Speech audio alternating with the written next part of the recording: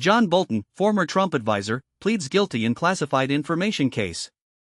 John Bolton, the former national security advisor who went from one of Donald Trump's closest confidants to one of his sharpest critics, walked into federal court in Greenbelt, Maryland on Friday and pleaded guilty to mishandling classified information.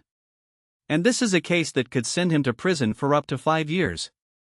Bolton admitted to a single charge: illegally retaining classified information. Specifically, notes he compiled while writing his 2020 memoir, The Room Where It Happened, a book that was, to put it mildly, not flattering to the president he once served. In court, dressed in a dark suit and striped tie, he told the judge, and I'm quoting here, "I'm sorry for it." Sentencing is set for October 28. Now, the terms of this plea deal are significant. Beyond the potential prison time, Bolton must pay a fine of $2.25 million and will forfeit his federal pension. And court documents suggest he could receive close to the maximum 5-year sentence under federal sentencing guidelines, though the judge does retain the ability to adjust that. So what exactly did he do? The original indictment laid out 18 counts. Prosecutors say Bolton used personal email and a messaging app to share more than 1,000 pages of notes that contained national defense information, with 2 family members who didn't have security clearances.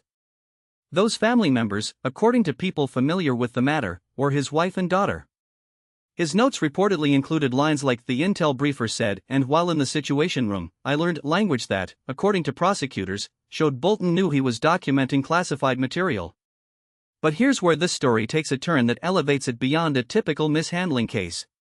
Those emails were later hacked by someone connected to the Iranian government. Bolton's team notified the FBI about the hack in July 2021, but critically, did not disclose that the hacked account contained classified national security information. A senior FBI counterintelligence official put it plainly: when guardians of our nation's secrets play fast and loose with classified information, it opens the door for foreign adversaries. And in this case, that's exactly what happened. Bolton's lawyer, Shabay Lowell, drew an explicit comparison to the 2023 classified documents indictment against Trump himself, charges that were ultimately dismissed before going to trial.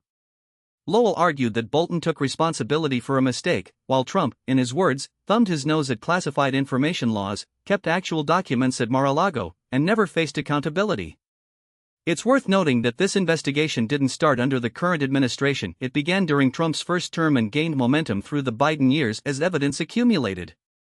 The U.S. Attorney in Maryland made clear the message the government wants to send: no one is above the law, and national security violations will be prosecuted without fear and without favor. Bolton left the courthouse about an hour after proceedings ended, ignoring reporters' questions as he got into an SUV, a quiet exit for a man who spent years making very loud noise about the people he once worked for. That's the story. John Bolton, one-time national security advisor turned Trump critic, now a convicted felon awaiting sentencing in October, with a case that began in Washington, passed through Tehran's hackers, and ended in a Maryland courtroom.